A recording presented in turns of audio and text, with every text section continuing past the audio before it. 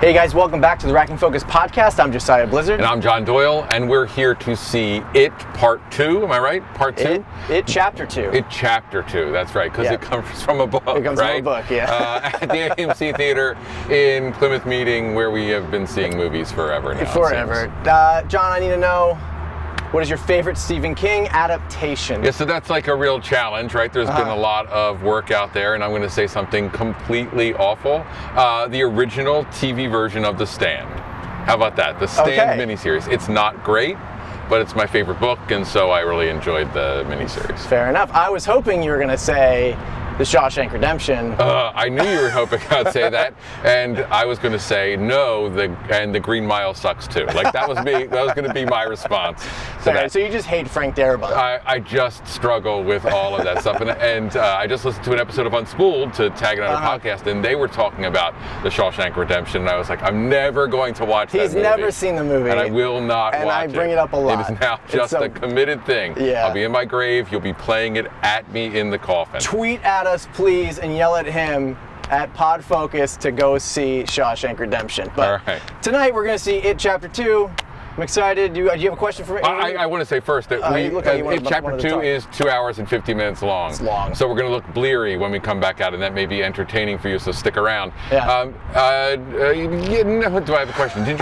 What did you think of the first chapter? I really liked the first one. Good. Like a lot. And I had to buy it because the streaming sucked, or else it was just going to be a bunch of dark pixels. And streaming's not good for us. It was like, I don't know where we were watching it on, but I had to physically buy it on iTunes for it to work better. Good. So it was really great. I really liked it. So I've been looking forward to this since I've seen the movie. It was like 3 weeks ago. And now you're going to experience it for quite a long time. Yes, so it's great. For almost 3 hours. All right, let's do that. All right, let's go in. Come on. Good. You're listening to the Racking Focus podcast.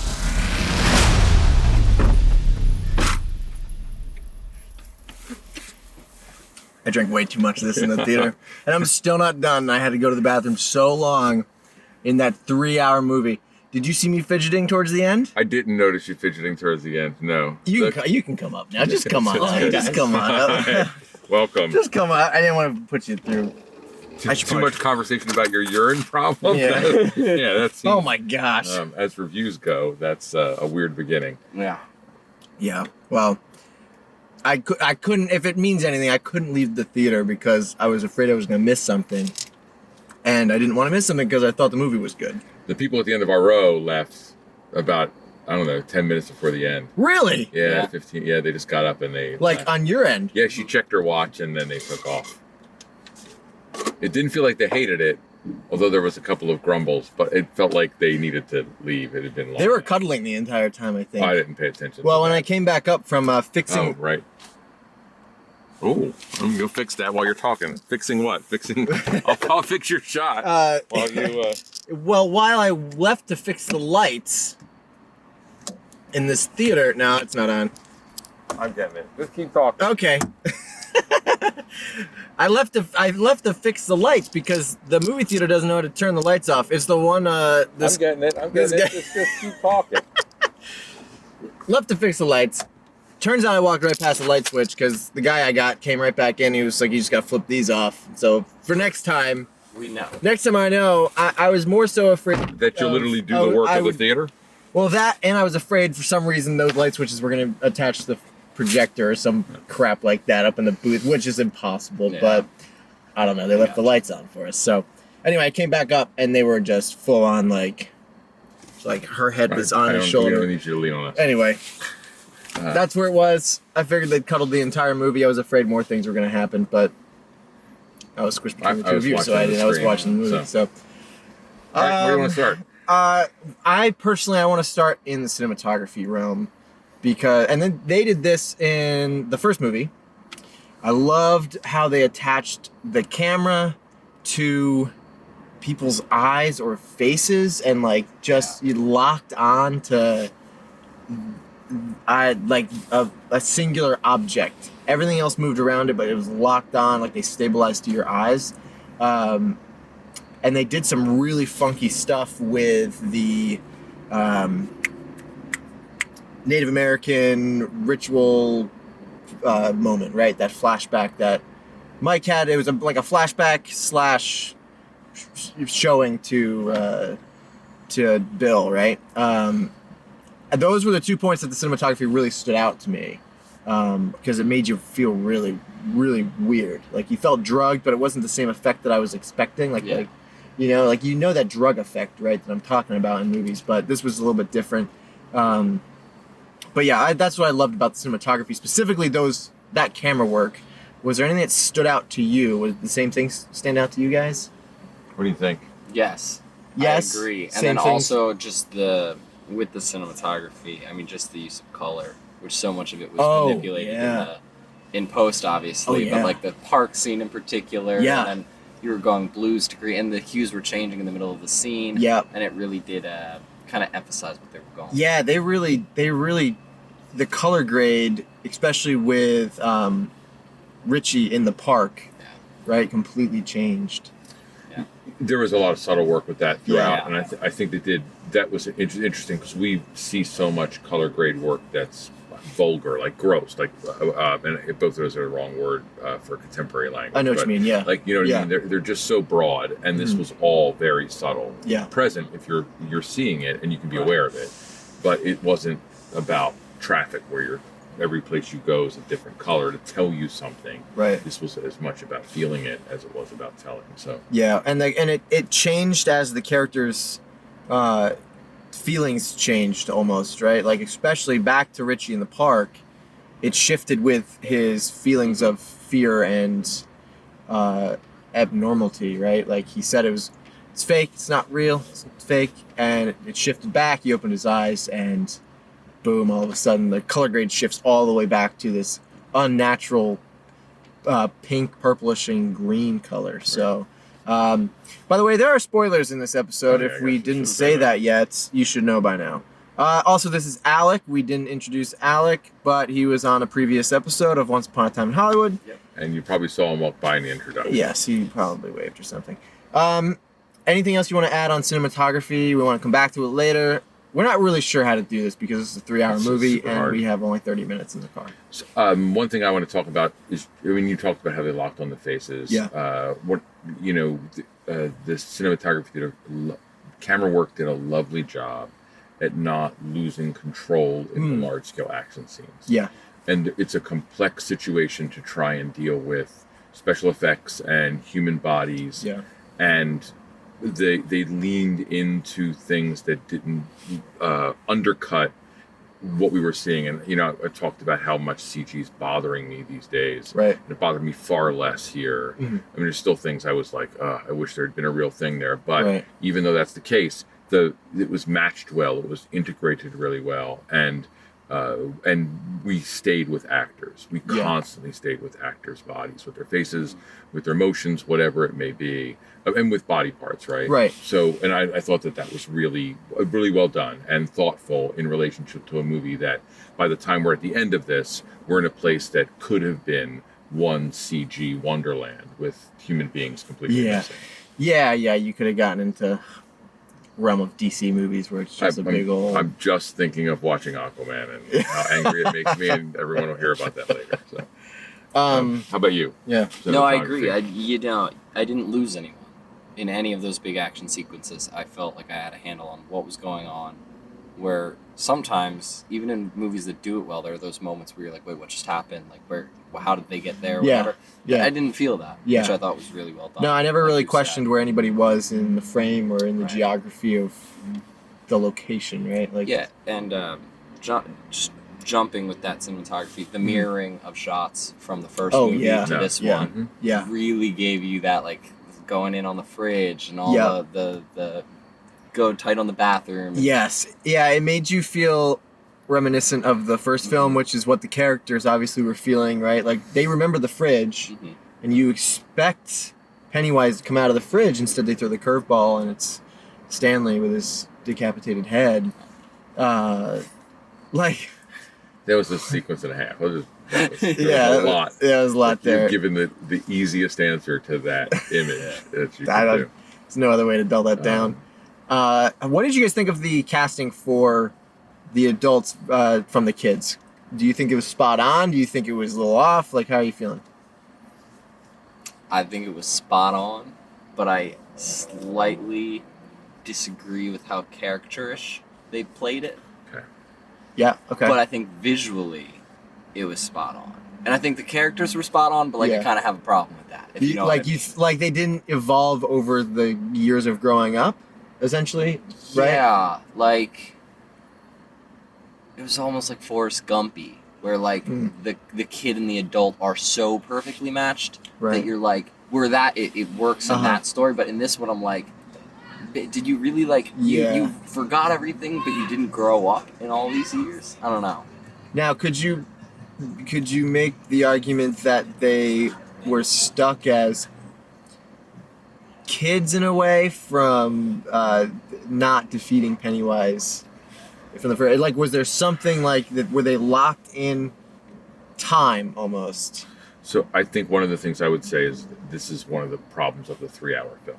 Uh-huh. So they made a very conscious effort to solve that problem in the first 8-9 minutes of the movie, but there's too much movie after it for that to have stayed and sunk, right? Right. So we watch each of those guys as adults, and they are different in those moments. Right. But it's so short. The phone call comes so quickly, and then we're in, 2 hours and 40, like we're in a movie and a quarter. Yeah. Right after that, and so that's a problem of the long film where if this, I don't know if it had, and I don't want to say cut things, but if it had been shorter, or they had been able to add more time pre the phone call, that might have not been a problem. So, like, your experience is a legit experience. I think it is a filmmaking issue. Or even if it came at a different point, like if we saw it slowly coming out when they were drinking around the table, and suddenly we're getting those the jokes from the guys, and where he starts stuttering again, and but it just hit it so hard from the beginning that I was like, okay, like you're just I don't know. Well, I think it's a really legitimate point. Yeah, it's true. It didn't bother me though. Like, it wasn't something that I even thought about until you just brought up. And I think part of it because I went in, I was like, okay, the only way you're going to be able to really match these kids or these adults to the kids is based on their personalities, because they were also different in the first film. And yeah, like I don't know, it didn't necessarily bother me, but it is an issue, right? I just felt like they were overcoming these problems, but it was all problems they were having since they were kids, and then they were acting like the kids, and then their adult lives really didn't play into it. Right. And so I kind of just wished it was the movie again with the kids. Yeah, well, I actually, you know what I mean? I actually buy that completely, because and when I talk about story, it's one of the things I want to say is that this is a movie about nostalgia, right? Like, it's so riddled with nostalgic imagery, and as a result, we become nostalgic. So, like, if they don't sufficiently give us the adults for us to want to connect to them, all we want to do is see those kids we loved again, which in a way is what the movie's doing. It's in its own trap, right? Yeah. So I think that's really a legit read on that problem. Yeah. I mentioned to you, it might have been today or the other day, that Finn Wolfhard, who plays Kid Richie, was asked, who do you want to play the adult version of you? And he said Bill Hader. And he's the reason that Bill Hader got the gig, who, by the way, I thought was a perfect match. Like, completely spot on. Amazing. Yeah. Like, actually unbelievable. Like, I didn't realize they even kind of looked alike until this movie. And maybe it's just the glasses and the hair and the like button-down shirt or something. But yeah, they did a good job. And I think they did a good job with casting, at least.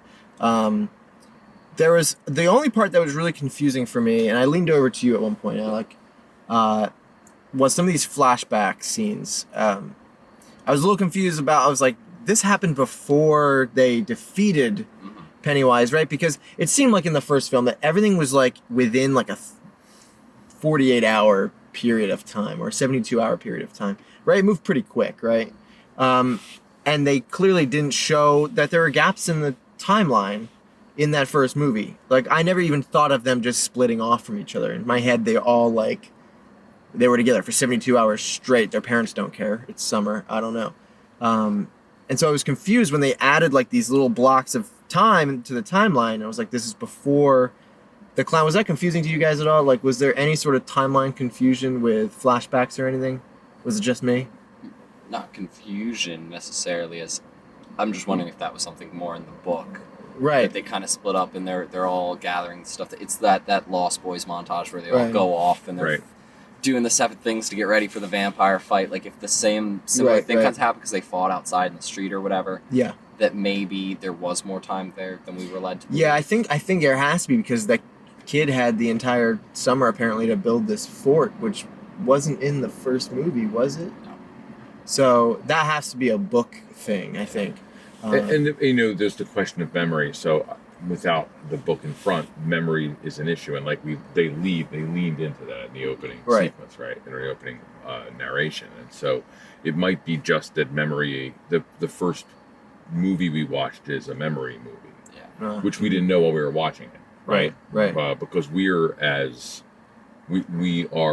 blinded to the consequence of that film, as anyone else. Because when you leave Chapter 1, for all practical purposes, they've won. Right. Do you know what I mean? Yeah. The movie, and we were talking about that earlier, like the movie stands on its own. Like if Chapter 2 wasn't ever made, like that's a solid movie from start to finish, and that's it. Like they won, they defeated Pennywise, end of story. Obviously Stephen King likes to then come back and just and we spent time then being like them in this blind unknown. Yeah, we commit us. Us. People. Some people who've read the book, that isn't an issue for. But if you haven't read the book or watched YouTube videos telling you what's going to happen, you are living what they are. You can have a connection to that. Which you come in as the viewer. You come in without the same memories that they have, right? Yeah. So you're discovering and learning these memories along with the characters. What else do you guys want to talk about? What else stuck out to you guys?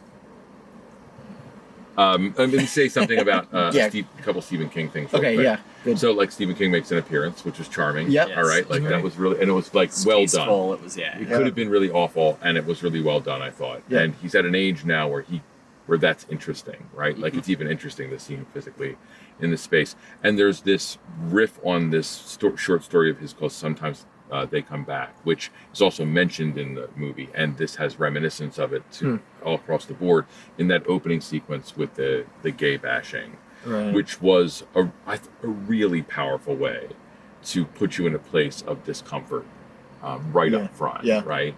Like that. And there's the scene, the other thing I wanted to talk about was the scene that's the controversial incest scene that's at least alluded to in the movie, that's apparently much stronger in the book, and that's another place where we really do get pushed to some place that makes what's happening in the story grounded in a real world idea, right? So understanding the hate that lies at the heart of Derry is very different when you watch that opening sequence, which these kids who are brutal, like their brutality, and which we could have just started with Pennywise. And I think that underserves the film. The film's better as a result of that opening sequence. No, I agree. And I don't know if that's in the book. It strikes me it is not about a gay relationship in the book when this was written. It just seems King was probably not leading with that. It wouldn't have had the same impact. But anyway, that's well, and then it ties into Richie's whole story. Right. Well, exactly. You know, like they showed him carving as a kid, and you didn't catch the other letter, but at the end of the movie, you catch that it's an E, which has to be for Eddie.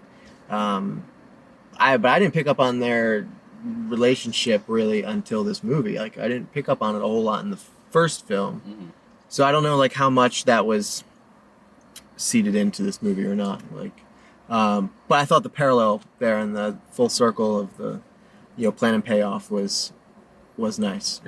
Was nice. What do you guys think? How do you think this will be to view as a supercut? Like you're talking like almost 6 hours. Yeah, see that. What do you think? Interesting for me is that like I was commenting before the movie that I was wondering if this is going to turn into like Harry Potter Deathly Hallows thing where like it's stronger together. Right. And I don't think so. You think it'll be better to not watch back to back? Yeah, I feel like this.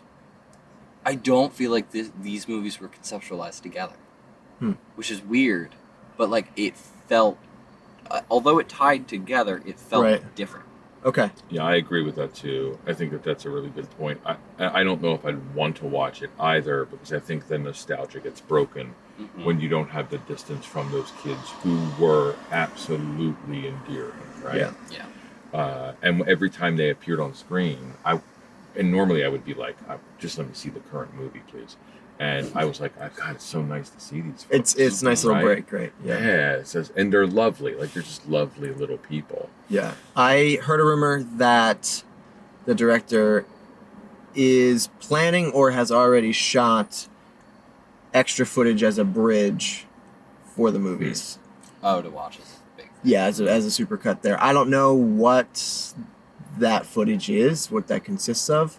But that's the rumor I heard. I don't remember where specifically I heard it. It may have been in a YouTube video somewhere or behind the scenes interview. But if I find it, I'll post in the link of the video. But thought that was interesting. I was thinking during the movie, I'm like, this might actually be pretty good as a straightforward watch through. I don't know if it's going to involve more editing that has to be done. If like the head needs to be cut off and it needs to start in a different part of the movie, or if it needs to be rearranged or something. But this is, I would definitely give it a watch back to back. Or we were talking even before we started the film that would this be better as a 6-part miniseries on HBO or something?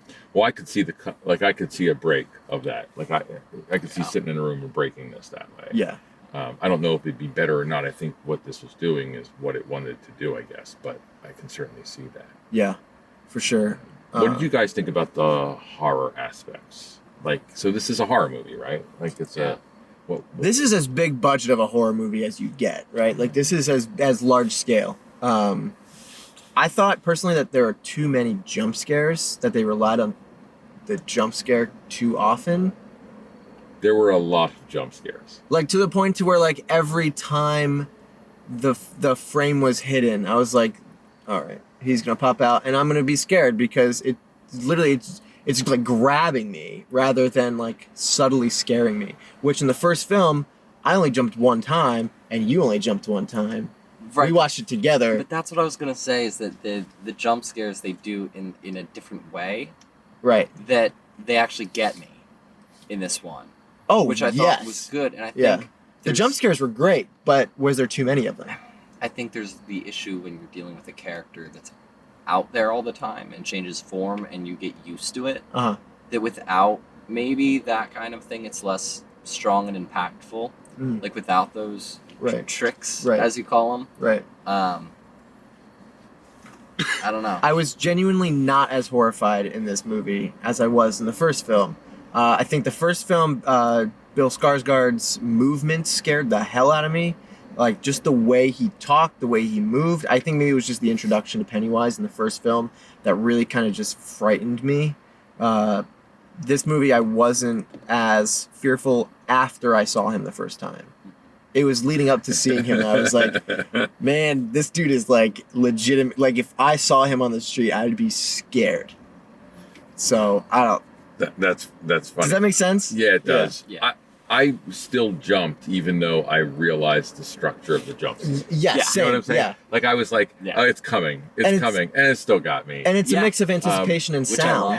I jumped when the kid bumped into the crate going down the stairs or something like that, right? Because it was the sound effect that hit you. And so if you want to talk about sound design, I thought the sound design was spot on. That was amazing. I would love to go back and rewatch the movie and only listen to the music and the sound and the soundtrack. Did you pay attention to that? Yeah, I like the sound design. I didn't like the soundtrack. Okay. Why? Sound design, like you said, I think it really assisted the film. Yeah. In every aspect. The score was too upfront for me. That's what I thought you were going to say. Horror movies, it generally is, but the issue is they played with so many different bits of comedy and romance that I was going from these dissonant tones to suddenly an orchestral, beautiful moment to then suddenly something else, and it was too jarring, without being on purpose. You know what I mean? So I didn't like the score as much, but I did like the sound design. I agree with that pretty completely. I think one of the things that I thought was interesting in the score was how much they sourced other sounds that you recognize. There was tons of stuff, especially in the the more nostalgic sequences where we were hearing a song that, not a song, we were hearing bars or notes that are a portion of the melody of something we recognized from some other world. And I think if you were to sit down and go through the film, you could find these sort of blocks of stuff. And I thought that was interesting. But certainly the music felt like it felt labored. Maybe labored is a word about those choices, like those twists from A to B or whatever it is. Switches. So there you go. Yeah, I had a feeling you were going to say it was like too upfront, like it was telling you what was almost going to happen before it happened. Yeah, I felt that because I did catch myself thinking about it once or twice. I was like, if I'm thinking about the score, it's probably not that good. You know what I mean? Like, it's not as strong as it needs to be. Right. Because it needs to blend in. And it didn't blend in. I picked it out. Whereas the camera tricks that we talked about, the stabilization locking under the eyes, that's specifically to make you feel uneasy. Mm-hmm. And you got some Dutch shots, and I know you love your Dutch shots. Both of you actually love your Dutch shots. Love shooting Dutch. And that was the correct time to use Dutch shots. Yeah, to be honest, you may be. I've been looking at your camera, and it's almost bothering the crap out of me. I'm like, I just need a straight. Yeah, I don't know. How straight is my camera? Is that pretty straight? Yours is straight. Yeah, it's. I mean, the audience knows. They've been watching for 20 minutes. So if you're listening on YouTube, go watch and see how screwed up the cameras are. Any other things stick out that we want to talk about in an initial response? I mean, it's so hard. I know, there's so much in it. I just want to say I do not approve of the aging CGI on the kids. Yeah, you leaned over to me. He asked if there was a de-aging. It was weird. I think there was, because Finn Wolfhard looked drastically different. You can make that Boyhood movie where you plan ahead.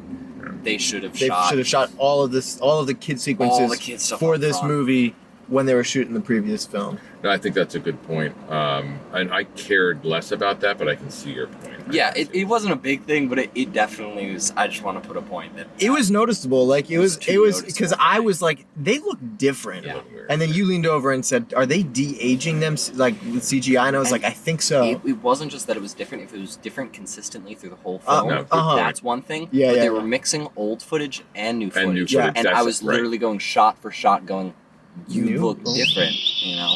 Yeah. Yeah, good point. I did think about this throughout the film.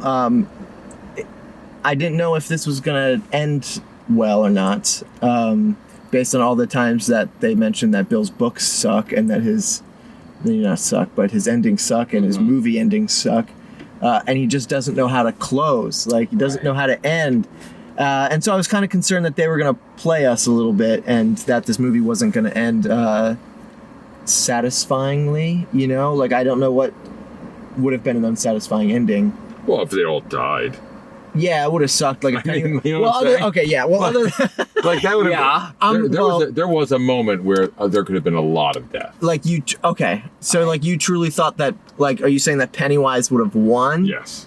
So you truly thought like that was a possibility? No, I did not think that. I'm just saying. See, I wasn't. See, I knew that there was no way that they're gonna make this story end with the clown winning. You know. Yeah, I just need to sit on that ending because it bothers me that they leave the dude behind, but then all their scars are fixed, and like anything that happened to them while it happened is now fine. So you're saying that Eddie should be alive and standing there with them? I mean, like, why even add the fact that their scars are gone? I agree with that. That was a weird thing, right? It made me so conflicted because I was like, well, if that heals, like, wouldn't? Yeah, why isn't the kid alive? But I guess because he actually died. But right. Yeah, I don't know. It's gonna take me a little bit to swallow that. Yeah, I mean, that makes sense. We may be interrupted in a minute by security. Who really knows? Yeah. Okay, he's gonna pull around. Yeah, so. Sure. Getting anywhere? What's that? You getting anywhere? Yeah, we're about 5 minutes out talking about. You should go see. Have you seen the first It movie? You have? No, you haven't. No. You should go see it. It's pretty good. It Chapter 2 we just came out and it's awesome. Really liked it. So. I'm rolling. So what a weird interaction. Yeah, every day. And I'm not concerned about him finding this podcast because he didn't know what a podcast was until just now. No, yeah, I don't think we're gonna. He had no idea. There we go. Nice guy, but yeah, for someone who does not like socializing, holy cow. It's probably lonely in that car. Kathy over here. Yeah. Do you remember his name? No. know. Do you? Oh, I introduced myself just Probably so good not to know his name on the podcast. Yeah, let's just call him John. He's that's you. It's not whatever. It doesn't matter. John. Our Oh, security friend. holy cow, that was. All right, so He we're circled back. us like a bird of prey twice, He did. and then he came back. He did. Oh my So we're goodness. back. Let's. All right. What were you saying? What? I don't know. We had 2 things we were going to talk Don't about. remember. Right. Oh, we were talking about Bill's ending Yeah. to his Right. book. And the loop around. Right. We talked about. Yes. Yeah. Did you like the ending? Did you not like the ending? Did you expect it to be different? Did you not like that they seeded? In my head, I knew from the beginning. I knew from the beginning of this movie that they were going to end this with him writing the book, the story. Yeah. Like that's where I was like, that's where this is going. That didn't bother me. What bothered you, other than Eddie not reappearing from the grave, but reanimating as another living? Their scars went away. Did we talk about this in this segment, or was it? We're going to just continue to talk because we don't know, and I'll fix it in edit. don't really all right? know. Trust me, there'll be dips to black, and there'll be whatever. Look, I'll figure my it brain out. is fried from that conversation, guys. Well, no, Pennywise weirdly took like a bullying stance this movie. Pennywise? Yeah, where it was like weirdly like a thing to like get at the now adults, but the kids. And then the solution to the movie was to just bully him. And like if that maybe it's done better in the book, but I was just not. Not 100% on do board. it for me. You rather would have had him get sucked into a little canister and No, the thing closed? but like hope or positivity, or not just like Right, cruelty, right? not literally just like bullying him into nothing. Oh, fair. That's what you mean. Yeah, Yes. it was just like Yeah. Telling him he's a crappy being, and then Yeah. he shrinks into. When it's Yeah. that danger, that weird thing that we see in a lot of films today is that we see this ultra villain victimized at the end. In some way, like I guess we're supposed to have empathy, and I like empathy, but it's weird to have empathy for that figure, Creature, yeah. because we can't avoid all of the skulls in the room. Right. So yeah, I could only think at the beginning of The Dead Don't Die. I'm going to be completely honest with you. When they were like, yeah, I don't this like the end doesn't of the end book. well. I don't like the book. I'm like, oh my goodness, it's Yeah, like this that's all I thought about weird, as well, crazy, yeah. self-referential filmmaking. Whether that's a tease or whatever they're doing with that, I don't know. It is so nostalgic. At the end, that to me was almost too much. Is it too heavy-handed? Yeah, I felt like there was like 3 little mini endings at the end, and each one was more nostalgic. Right. And then it's great because some people are going to really They're gonna need thrive off that of to that. get out of it. Yeah. So it's a wacky night. It's a wacky night of podcasting. What is even that sound? I think a truck blew a tire. This is a noisy place anyway, this theater. No offense to the But theater. yeah, it just like handled modern day situations oddly. Yeah. In a way, in a time where everyth's scrutinized and you have to be careful about things, having someone fulfill their role in the group by killing themselves. It's weird statement. The way they did it. It's a good Look, point. it's. I mean, again, I'm sure it happened in the book. Yeah. So I think like you're talking like I don't know when this book was written. It was before 1990 because that's when the first series came out, right? So I don't know politically as far as like political correctness or like whatever. I don't know what has changed. I don't know what has transferred from the written page to the movie today. Touch that mic. All right.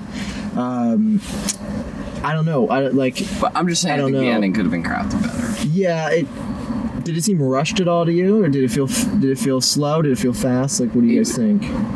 Like the movie or the ending? Like the movie, the ending of the movie. Did it just all of a sudden end, or as far as like the confrontation with Pennywise? Because there was, like we said, there was the multiple nostalgia things tacked on. But did the confrontation with Pennywise take too long, in your opinions? No. No, I don't think so. Is it kind of what you expected with when they compartmentalized it really interestingly, they kept it moving. Because then they went off in their own little worlds and had their own things, and it did give you that chance to breathe in a couple moments, and they found ways to work in comedy. Yeah. So it wasn't just like 20 minutes of a crab person attacking you. Yeah, right. And each of the horror moments were different, so they were unique in their the pair. Like each of the pairs or individuals, they had uniquely specific horror experiences. And the couple then comes together with the same thing, and it represents their emotions. Right. Let's ask the broader question: did the full movie was it moving too slow? Did it move too fast? Was the pacing off? Because that was the one concern that we all had, I think, going into the film. After seeing that this is 2 hours and 50 minutes, it's a long movie. We were concerned, I think, that it was going to be slow. Did you guys feel like the pacing was off or anything? No. Yeah. It didn't feel like a 3-hour movie to me. Yeah. But I do think the pacing of the plot was weird. But I don't think the actual pacing of the movie was weird. Okay. And I have to say, there's things we've seen that were 2 hours that I felt like I'd been in the seat longer. Yeah. Really, seriously. I think for sure. I think it was well paced. I do think it might really be, the story may be served extraordinarily well as this broke it into 3 episodes over 2 years instead of 2 movies over 2 years. But that's a quibble because they did their work. Yeah. Right. I can just imagine that there's a really good 6 episode broken over 2 years miniseries to have the same nostalgic feeling that might be really interesting for someone to produce. Well, I mean, we're seeing so much long form content now that people are really gravitating towards that. So I wonder how well it would do in another 10 or 15 years when it's produced for Netflix or whatever streaming service in or whatever 15, 20 years, whatever there. service is there, because you know what's going to happen. This will again be recreated, I'm sure. So what I want to talk to you guys a little bit about is Stephen King's problem with science fiction and fantasy versus horror. And when, so Lisa and I sat and watched the first It, and she was not interested. She doesn't like horror at all. She was not going to sit and watch it with me. Yeah. And by 2/3 the way through the film, she decided she could watch it. And the reason's because it's an adventure film, not a horror film, really. Interesting. This is Lord of the Rings. We watched Lord of the Rings today. We watched Harry Potter. I think you're an example of that. It's just Harry Potter that's imbued with rich horror tropes that work. It's not a belittling of it. It's just there's all of these tools. And King writes that in so many of his books. So many of his books feel like horror, but they're really adventure stories, or they're science. This is a science fiction story. Right. There's aliens in this story, and if you were to tell this, you'd be like, that sounds like a crappy science fiction story. So the telling of it's done really well. Yeah. Right. But it is science fiction and fantasy. They're going on an adventure. We have the kids going on an adventure, and it goes underground, and it follows all these traditional tropes of the hero's journey, all of that. And I just think that's really interesting about Stephen King, and that this particular film really leaned into that, even with the jump scares. And that means it's a safer film to watch as a viewer. And I think the same thing about Us. I think Us ends up being this sort of, for sure, it bends the genre, but this movie isn't Harry Potter or whatever, because the use of body horror and jump scares and all of the other tropes that they use very effectively. But I just sort of want to bring that up, especially if you're reviewing that. I think that we are in this weird genre place, and the slippage is fascinating to me, because I would never say that Midsummer is an adventure film. No. Right? That's a horror film. No. Yes. You know what I'm saying? Oh, I know what you're saying. Yeah. And I think this is distinctly different. Yeah. In a lot of ways. Yeah. And the cinematography, potentially that's one of the problems with the soundtrack, right? And they lean into that a little bit in the filmmaking here. Right. So it's worth bringing. No, I think you're right. I think it is a weird genre bending. I have not seen the first It with Tim Curry. Okay. I have not seen it. I just watched 3/4 of it on cable. I imagine it is drastically different. Is it drastically different? They stay close enough to the story that although and they cut out anything that's like the incest stuff. Like that's it's really problematic when it was made. Right. But there's a lot of similarity. But it's the actors are all really comedic actors playing the adults, and there's a difference in the weight of that. Right. That's there. I mean, and would you say is Pennywise creepier in this version? This is creepier for sure. Like he's a scarier villain. I mean, Curry does a nice job, right. But this is creepier. Bill Skarsgård is creepy. Really? He's creepy. Yeah, he scares the crap out of me. But yeah, I think you're right though. I mean, it's a fantasy movie. It's a sci-fi movie. I mean, Pennywise is a demon that just loves the clown form. That's right, or he's a science fiction creature from outer space. Yeah. Right? Yeah. I agree. Just because there's horror elements doesn't necessarily mean it's like a horror or scary story, you know? Right. I mean, you get jump scares in Harry Potter, I think. I think you're getting those in Harry Potter. You might get them in Lord of the Rings. Right, I was about to say, like, there's awful moments, like when Voldemort has the witch hovering above the table. And, like, yeah. Terrifying images, but it's not a horror movie. It's not a horror movie. And then you do have these genre-bending things like Haunting of Hill House that was on Netflix. So it's a family drama, but it's a horror family drama. That's right. Where this one, I do agree that I think it is more... It's fantasizing to watch. Right. Where like horror movies, a lot of times I want to turn away. You know what I mean? Like you just want to look at the image. Where this one, I'm like kind of drawn to him, and that's part of the. Well, and that's part of the draw. That's right, too. and that's what Pennywise is, right? Like it makes you you want to look at him so that you're sucked into this the dead light, right? Yeah.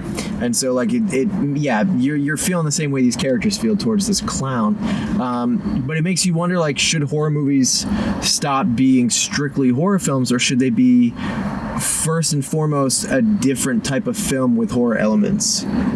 Would that make horror movies better? Like I have not seen The Babadook. You are a Babadook fan. Would you say that is a strictly horror movie, or is that another type of genre with horror elements? No, it's 100% a horror film. Okay. Yeah, I agree. Like when people will ask me like, "Oh, you're into horror movies. What should I watch?" I'm like, okay.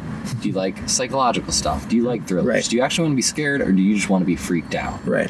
Like, what are you going for? Right. And so I think those distinctions are being made nowadays, and people didn't worry about them in the early days of horror as much.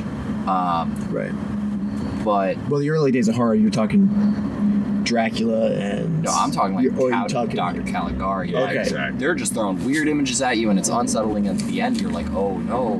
Like it started out very raw. And it was always the horror movies were always the lowest budget. It was the people for sure. who were just trying to get into it, and they were trying new things and they were testing things. That's where you're getting these weird angles from. That's where you're getting all these different filters they were putting in front of lenses. And that's then used in other genres in different ways. Right. But yeah, it's a hard distinction to make, but I agree that it's more fantasy. It's more adventure. Because the little girl at the beginning, when he's like holding the bug, like I know it's not gonna end well. Right. But I'm like, go. Like I want to see what happens. You know what I mean? Like, whereas a lot of other horror films, I'm like, get out of there. What are you doing? Absolutely. I think that's a good call. I think that's a good way of looking at it. Yeah. So. All right. Well, let's rate. We're down to the clock. Rating system is changing a little bit. Right. Instead of a 1 through 10 rating, we're going to do a sort of a rating of. You want to explain this? Because this is your here's idea. What we're going to do. I can't stand the numbers. It's making me crazy. It's meaningless. And so it's going to be must see, go see it. Wait for it to come on cable. You can skip it, avoid it. There we go. There are 5. That's great. Okay. All right. Makes sense? That's great. So what do you think? That's perfect. This lands in like a... What was the first one? Must see. This one lands in like a... This one is like a go see it. Okay. If you've seen the first one and liked the first one. Like, I watched the first one at home. And I was actually perfectly happy seeing it at home. Like that was not. I didn't feel like I missed out in the theater. This is like an in between of like wait for it to come out on DVD, or just go see it in theaters if you want to go see it. It wasn't like you need to go to the theater to see this type of movie. You know. I agree. As long as you have a good enough sound system at Yes. home, wait to see it on cable. Yeah. And your TV isn't running on auto. I don't think it is necessary for the theater unless like you just really are into the story and want that experience. I think it was good. It was a good movie. I don't think it was as good as the first one. Yeah. But I would say, just watch it either on iTunes. Still see it. Definitely see Still it. see it. Yeah. But you don't have to like run out tonight. You know. Yeah, I sort of in the same category. It's a movie you should go see, especially if you like the first one, or if you like Stephen King. But I don't think that you have to see it in a theater, except for sound. I think that that's like the right call. Yeah. And if you care about spoilers, which I think are almost unimportant in this film in some ways. Do you follow me? Yes. This story's been out for so long. You know what I'm saying? Yeah. But like, if that's important to you, you want to have the real shocks, because I think these jump scares are going to have less impact in your home. On a smaller screen with a not as great sound system, for sure. But I don't think this is a must-see in the theater, in the way I probably think about The Farewell, to be honest. No, Farewell I would enjoy just as much at home. I mean, Yeah, but still, that's a movie you need to go see. Right, go see. ASAP. Yeah. That's the thing I always tell. And anyone who tells me they didn't like a horror movie they watched, I say, where did you watch it? 9 times out of 10, on my laptop. Yeah. I'm like, you need the audio. Yep. Audio is so important. Yep. So. For horror films, it's like Just a little side 80% note. of the movie. Yeah. George Lucas talks about sound being half the film, but for horror, it's really like 80-20 sound to visual. Like it's crazy. And when we're talking about a good sound system, we're talking about a good sound system. Not like your TV and you think not your TV speakers. Good, Get a sound bar. Heck, Perfect. even if you're gonna watch on your laptop, put some headphones on. You know, that's good enough to where you're gonna get the surround sound vibe. So. And the other thing I would say about the danger of watching this at home, although I think it's fine to do, I don't think this is served well by commercials. This movie. No. And I don't think it's served well by pausing to go to the bathroom, perhaps, or sorry for your tea problem, or go make a sandwich. Like, I think all of those. This is a movie that if you're watching at home, you want to commit to it. Yeah. And you want to let it roll. Do not watch this when it comes on AMC. Just rent it. Right. And don't watch it on Pluto TV where it'll be 9 hours long with commercials. Don't watch it anywhere where there's commercials. Just sit down and watch the movie from front to back. If you're really brave, you can sit down and watch the first one and the second one. I think you should do that, and you should do a mini report to see if it worked. Okay, I can do that once it comes out. Yeah, there you go. Because I can't do that. I don't so, but maybe I'll do that. Yeah, and maybe if there's some extra footage, I'll let you know what that extra footage is. That's great. Yeah, it'll be fun. Cool. All right, it's time. Let's do it. It doesn't. Okay. My car does not rev, even when I'm pressing the pedal. We'll be back in just a minute with the rest of our conversation.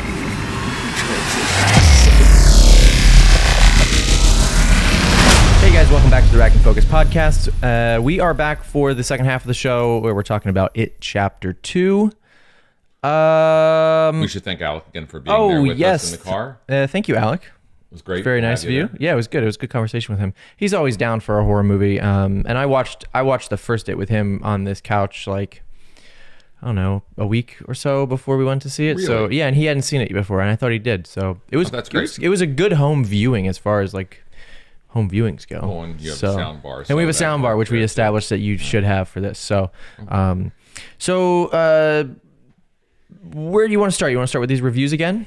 What do you want to do? Yeah, let's go reviews first. Let's talk about a couple reviews. Do you have anything? I can start if you want. You start. You go for it. I think I started reviews the last couple times, so we'll let you go first. Yeah. So the review that I looked through a pile of different reviews, but the review that I found that I thought was particularly interesting comes from the surprisingly titled website bloodydisgusting.com. Nice. Which also, in fact, has an app that you can download. You can download the Bloody Disgusting app. The Bloody Disgusting app, which to me is worth the entire review. So the review starts like this. I don't know what the hell is happening in the background, and they can't hear it, right? So we're the only ones hearing the noise from behind us. If you're looking, so bloodydisgusting.com, William Bibbiani wrote this review. If you're looking to scream and spill popcorn, It Chapter 2 might very well be the horrifying roller coaster you've always wanted. But if you're looking for a worthy follow-up to the previous It film with satisfying drama amidst all the bloodletting, you might be in for a little disappointment. The film is entertaining and full of shocking scares, but it doesn't make nearly as much of an emotional impact as the first half. I guess, bonkers mythologizing a flashback structure that shortchanges every character and jokes that diffuse way too much of the tension can do that sometimes. So there you go. That's the opening line. I think it's bold and very specific and clear about what the feelings of the reviewer. I want to say that coming from bloodydisgusting.com, that feels like not the review I would have expected caring a lot about the drama. What do you think about that? I think I disagree with the undercutting of tension with the humor, because I think that that's a actual coping mechanism that people will use when they're afraid. Like, it just happens. And you cast Bill Hader for a reason, who I thought was perfectly cast. I thought all the actors were, I think we talked about this in this first segment. I thought every actor was perfectly cast for these roles. So I disagree with the humor undercutting that tone a little bit, because I think it was fine. I didn't have any issue. I was like, man, that really kind of, from what I remember anyway, it was a couple days ago, right? But and it was 3 hours. And it was 3 hours long. So I don't remember everything that happened, but I thought the humor was fine. I didn't have an issue with that, but I agree with pretty much the wrap. My review is not necessarily too similar, but it's similar enough. Yeah, the thing that I would add to this is I think that the emotional impact is strong. I just think the emotional impact is directed in a way that feels different. Like I said, I think it's nostalgia instead of the intimacy of their experiences. That overarching nostalgia pulls away from that. Yeah. But I don't think that belittles some of the moments, especially Hader's performance in relationship to his own gender identity discovery stuff or reveal. I thought that some of that was really had some impact. I thought that opening scene with the beating of the gay couple is this really started pretty strong. Yeah. So, and the thing is too, it would be more of an issue, I think, if Bill Hader only played the comic, but you see actual tragedy in his life at the end of the film.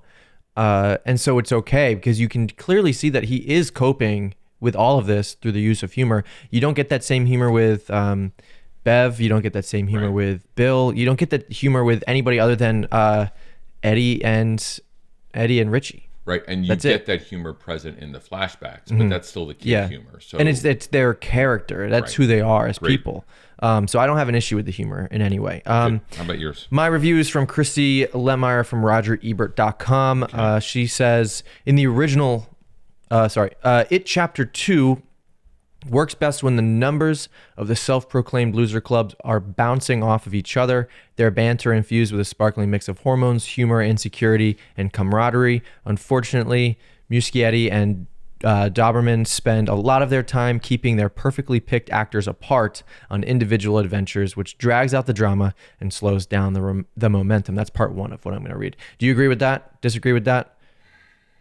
I do think that there's some momentum issues in this film, so some of that makes sense to me. Yeah, I mean, part of what I loved about the first film was that they're together the entire movie. And I mean, you posted about Stand By Me, and again, the kids are together the entire film, and that's where it's the same reason the Goonies is fun to watch. The kids are together the entire time, bouncing off each other. The chemistry is there.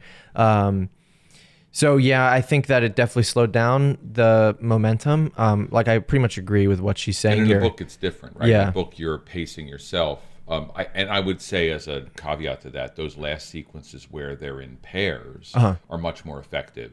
Is when they're just together, it's good. Like, even if it's just they're paired off. Right. One of the best scenes was when the reunion in the Chinese buffet in the Oriental house there, right? Like, there was a lot of humor, there was nostalgia, and then there was horror. You got all of that together, and the chemistry that all these actors share is so strong. So that was the first part. The second part, first though, the members of the Losers Club must spread out across town and find totems from their youth as part of a ritual to purge Pennywise from existence. They do it at Mike's insistence, part of the Native American subplot that also exists in the source material. It's absurd and it's a distraction. Excising this element of the story would have made the film as a whole leaner and stronger. I want to say I agree with that as well, because that entire subplot didn't even play out correctly. like they failed, which is great. Like failure's fine. One of the big issues that a lot of people have with, I'm going to talk Star Wars for a second, The Last Jedi, is that they say that this entire movie is pointless.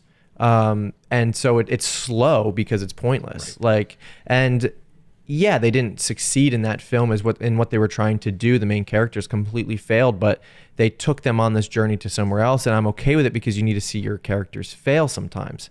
In this, it felt like they just kind of tossed in this little section because they didn't know what else to put there. And yeah, it's in the source material, but maybe it could have been cut for the film, and maybe it could have been, I don't know what they would have done instead. I can't speak to like rewriting the movie because I haven't read the source material at all, but it would have been nice because they would have kept the group together a little bit. Maybe there could have been some more mystery of what they were trying to figure out how to defeat him together. Well, at least one of the characters, the totem, is with the character already. Right. And as a result, that character could have gone with someone else. Some pairing of those moments, which might be a way to break the story to make it drive more clearly, or having connected the locations of some of those decisions. Yeah. So the bike is in the place right next to the arcade, right? That movie theater. Like if you've been able to pull some of those actions, they might have been able to tighten it. And it's about breaking, adapting. Yeah, right? And what they did, right? Like they obviously played into the horror trope of everybody split up. Which somebody says, no, let's not do that. Have you ever watched a movie? It would have been better to, I think, just keep them together, have them search for their totems at this. I mean, they found stands right in the beginning together. Right. Eddie already had his inhaler with him. Like he didn't need to go searching for anything. It would have been very simple for them to go to Bev's apartment.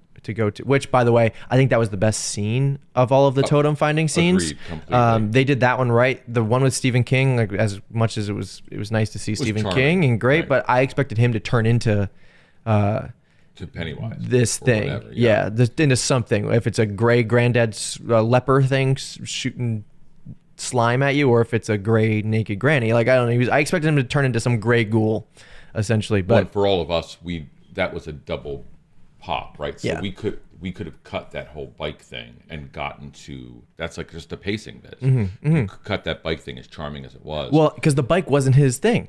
Right. Exactly. I thought it was his thing for the longest time until he showed up with the hat. Right. And or the boat, I guess, right? It was the boat, He went, that whole scene got him to that great again, and that's fine, but he could have easily just walked to his house, right? And seen the little kid there, and all of that could have just tightened up. And it's cute, the Stephen King stuff. Yeah. But probably great in the book. Like I'm sure if that scene's in the book, probably a great scene to read in the book. I don't think it was necessary for Yeah, and the battle they're fighting, and we at least should address this, we can do it right here, is the battle between the Stephen King fans and movie making. And, do you make the choice to get the fans who are going to support your film unhappy or not? Yeah. And I think over and over we see in this, they made a choice not to alienate those fans. Yeah, and it's different probably when you're reading the book. Obviously, the director has read this book. If he hasn't, there's a serious issue. But like I'm sure he's read the book, and like as somebody who has read novels and some other things, short stories, and been like, man, this would be good as a film or a short film or something like that. Part of me wants to stay true to what the original writer has written, and it's hard to separate yourself from the text at that point. So maybe this was just sort of the thing, like he loved this scene in the book and he just wants to keep it in there because it's a charming bit, and ultimately maybe you just need to make that cut and get shave 6 minutes off the film, or 4 minutes, however long it is. In 250 cutting minutes off, every minute is a good minute. Every minute is a good minute to cut. Let me quickly just read one other bit of a review, and primarily this is because it's from the Hindustan Times, which I'm sure we're not going to quote again in the near future. Interesting. And we've done a couple of Asian films recently, so I thought we would do an Asian review. Chapter 2 is overlong and indulgent. It is a better drama than a horror movie. Chapter 2, featuring outstanding performances from the lead actors, has a poor third act. Unbearably long, this is where it gets harsh, unbearably long yet brimming with ambition, which is such a hard review. Chapter 2 is a film that seems constantly at odds with itself. it rears to rise above horror movie cliches, and yet often succumbs to the trappings of the genre. Yeah. And then it goes on, and there's a lot, and it's actually a pretty good review. And if, except for the fact that a Domino Sugar ad pops up whenever you try and scroll down, no matter how many times you scroll down the ad, it's I think that there's that's too strong for me. Yeah. Like the review word bloated is different than poorly paced, or it feels, and self-indulgent feels problematic too. And I think that might be a misread of nostalgia. Right. I want to talk about one more thing. Yeah, let's go. You know what I missed looking back on the film? I missed Pennywise because I didn't feel like he was actually in this movie, even though he was. Oh, in the same way, he wasn't in this film in the same way he was in the first chapter. Yeah, absolutely. I am haunted by the movement that Bill Skarsgård brought to the first movie. I mean, his performance is equally as vocal as it is movement based and nonverbal. I missed the weirdness that he brought. Instead, in this film, I feel like the majority of the time we saw him, he was a large CG version of himself. Right, there's that enlarged head. He's humongous. He's larger than life, and I cannot. Like the fear of him being a regular sized being in the first movie is scarier than him being a large spider like creature. I'm not. I mean, yes, I'm scared, but like it doesn't feel like I can't relate to that. There's a distance, and one of the other things they do in the first film is they use darkness, and here they often start in darkness, but really quickly bring it into full light. So I thought that the sequence in the funhouse had some very strong moments. I thought that was a really nice moment. Yes. He's in there working. Yes. But we do have a whole lot more of Pennywise's face as opposed to Pennywise's body. Yeah, it's largely his. Like the two scariest moments for me in It Chapter 2 was when he ate both of those kids because he is this close to them. Like he is on their level. He's not this gigantic thing. Well, that moment in the beginning when we're looking across the river and we can see his whole body holding the broken gay man's body. I mean that moment was, and because it's physical, we can see his interesting physicality in that moment. I think that's a great point. Yeah, so I missed him in this movie because I didn't feel like I got him in the same way that I got him in the first film. I think his performance was still fine. It was great, but like I'm thinking back to what he did in It Chapter 1, and I can still see him coming out of the refrigerator and and they referenced it with like the weird dance that he does. I can still see him dancing on his weird carriage platform thing. His movement out of the water in the basement in the first movie. There's so many things that he does that freak you out. In this movie, I felt they too heavily relied on the other ghouls that he's transforming into, right? The old lady, the leper, just like these random things. It got old. I wanted Pennywise, not these other beings. And I missed the sense of lurking in this movie. There wasn't, in the first film, I'm constantly watching the background. And I'm seeing like the creepy librarian completely out of focus, just staring over at Ben reading this book, and he has no idea that she's there, and it's so frightening. I spent a lot of the time in this movie watching the background and not watching the characters, and I didn't see anything that was like Pennywise lurking. And I missed that. I missed that sense of like somebody's looming over you and watching you at all times. Yeah, the risks in this film are immediate risks that the characters themselves are putting themselves in. Instead of they're in a position of safety and Pennywise and it is present, creating the danger. I think that's an interesting review. And those guys, when they go on their individual journeys, I didn't feel like they were at risk. Right. Well, because you knew it's Act 2, they have to make it through. One could have gone. Right. But we can't lose Bev because she has a dramatic arc she's working through, and suddenly you're in a position of, we're not going to lose any of them because they all have work to do in Act 3. Right. Well, and you already lost Stanley, so You're like, okay, the majority of these kids, if not all of them, are safe until the end. If we're gonna lose somebody, it's gonna be during the fight at the end, and you do. So okay, good. That's good. Well, what do we got? Do you have any? Is there any images from the film that has kind of remained in your head? I think that and we've seen it in the trailer. The image with Pennywise on the big bunch of balloons outside is visually interesting. I thought in the background of that moment, all those folks as they freeze up in that time, I thought that was actually a beautifully shot moment with Hader being in focus and the rest of the gang out of focus. But that's the only lurking that happens in the entire film. Really present, really present. Yeah, and the color grade with that too. It was, the camera, all of that was pretty strong. I agree with that. The from an image standpoint, the biting of the kid, not the big mouth opening, jumping forward, but the actual biting, and that image in the beginning that I mentioned, across the river. I think that actually that whole opening sequence with the beating, which so leans into the short stories. Sometimes they come back. It feels like that. I think there was a lot of good. The use of the hat, all of that stuff, I thought was really, really, really well done and visually interesting. I want to call out body horror real briefly, though. When the insect arms, the spider arms, come out of the corners of the eyes.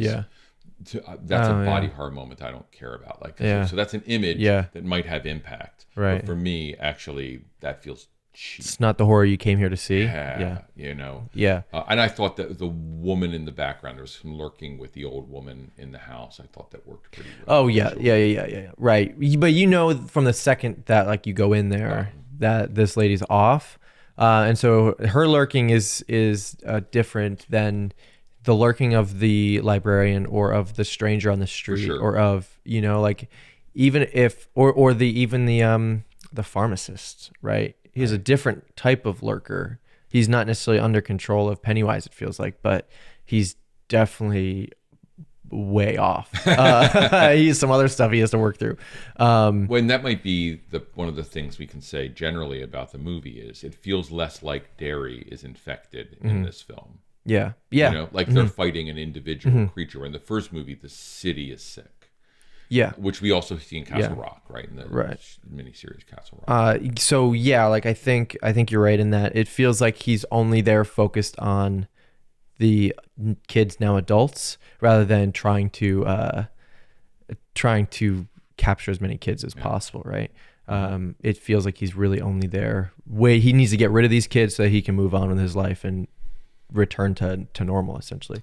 One other thing I want to mention, I want to hear your thoughts on this. Yeah. What's the name of the bully who returns at the beginning of the movie? Brower? Is it Brower? I don't remember his name. You look it up. Bowser? Bowser, it's yes. Not Bowser. It's from Super Mario, let me say this. I think that was the most underused, having that character not appear the movie would have been just as effective. We could have cut a crap load of time off this film by getting rid of whatever happened in that asylum, all of that gone.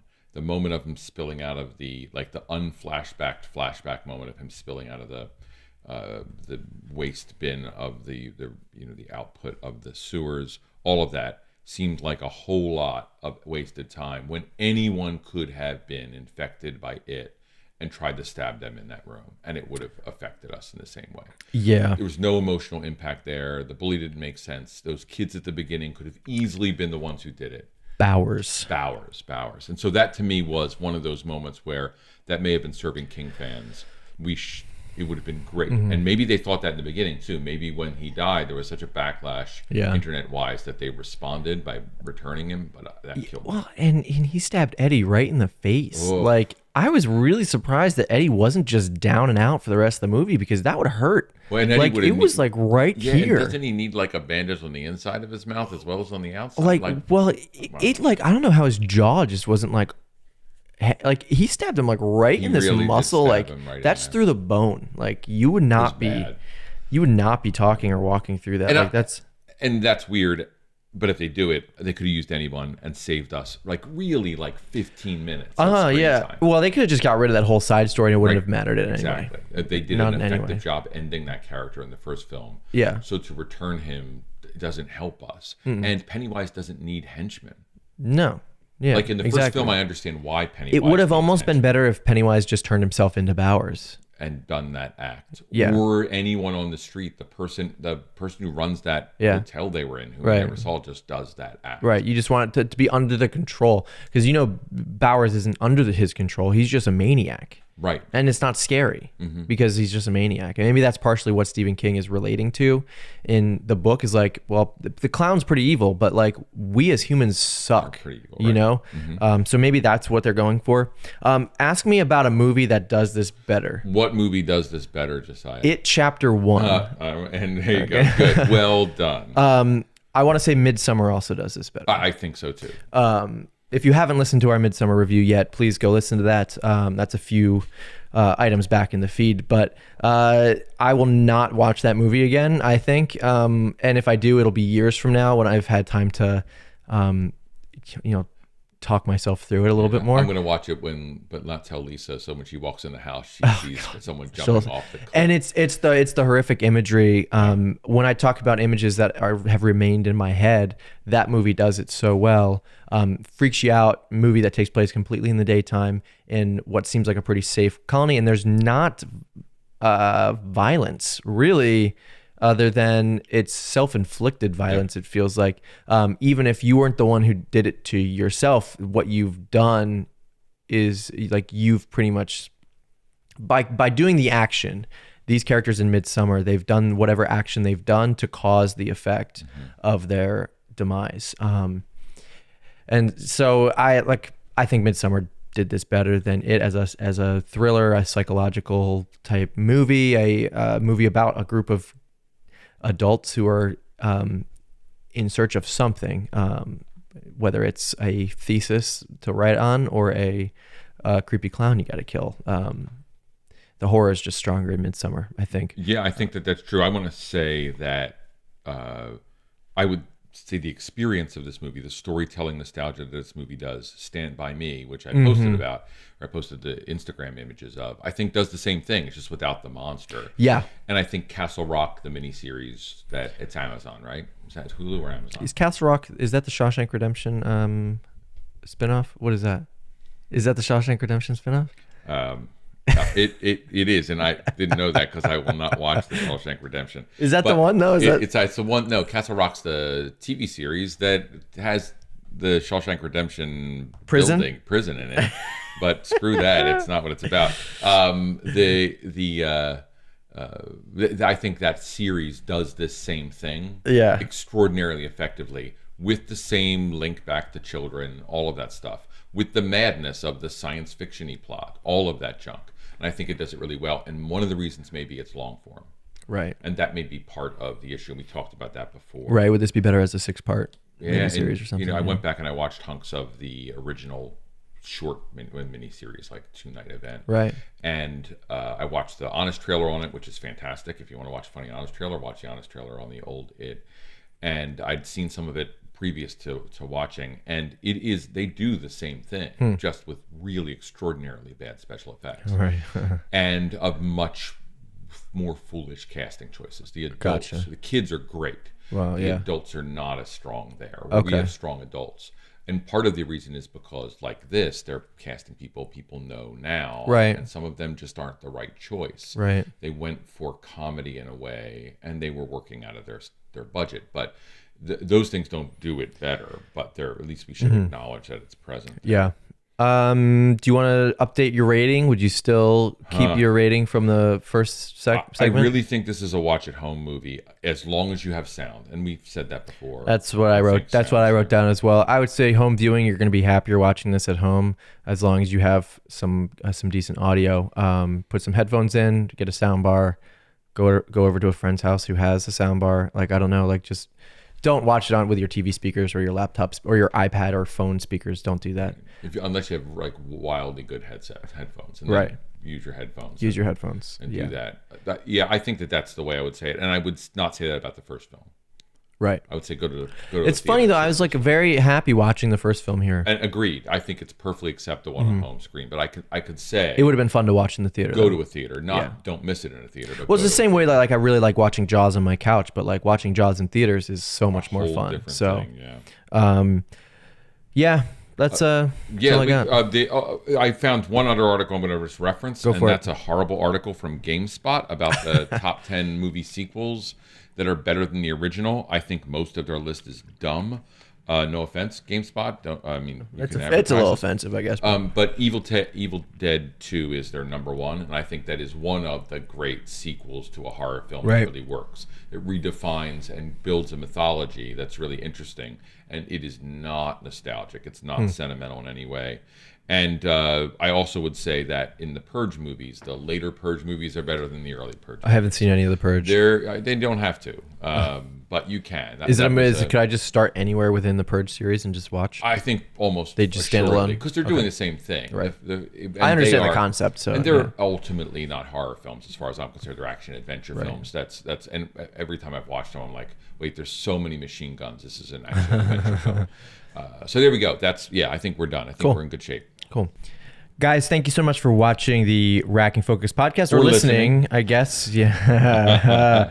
I always say watching. It's with these stupid cameras in front of me. Guys, we want you to be a part of this conversation. So please, please, please head to our website, rackingfocuspodcast.com, and you can find us on all of our social platforms, including a private Facebook community where you guys can join in on the conversation. We do some polls in there. We do some random conversation about the movies that you guys are seeing, and you're staying up to date with the movies that we're seeing. So please join us there. You can find us on Twitter at PodFocus and on Instagram at Racking Focus Podcast, along with Gmail. Email us at rackingfocuspod@gmail.com. Remember, on the website, you can find out what we're seeing next, and so you can go there, check it out, go check the film out so that you can be in tune with us as we're doing reviews week by week if you want to have that experience with us. And even though the Facebook group is private, you just have to go to our regular page, so search Racking Focus Podcast on Facebook, and from there you can make a request to join that private group. We want to make sure that we have people engaged there, and it's a ton of fun. That's a great place to be. Yeah. The next movie that we are seeing is The Goldfinch. Great. Goldfinch. Cinematography by Roger Deakins, one of my favorites. I don't know who is directing, though. And I don't know who either, and that someone's going to smack us about that. Yeah. But I'm thinking about it Chapter 2, and so I'm not thinking about that That's yet. true. So, but we're going to go see it next week, and we will be back here in your homes. We have some mini-sodes coming out over the next couple days, and we hope that you'll follow Instagram, because not only are we just posting our experience, but we are making recommendations of other films to watch, either in conjunction with what we did or elsewhere. So please go check that out and participate in that conversation. Cool. Well, thanks again for watching, and we'll catch you guys next time.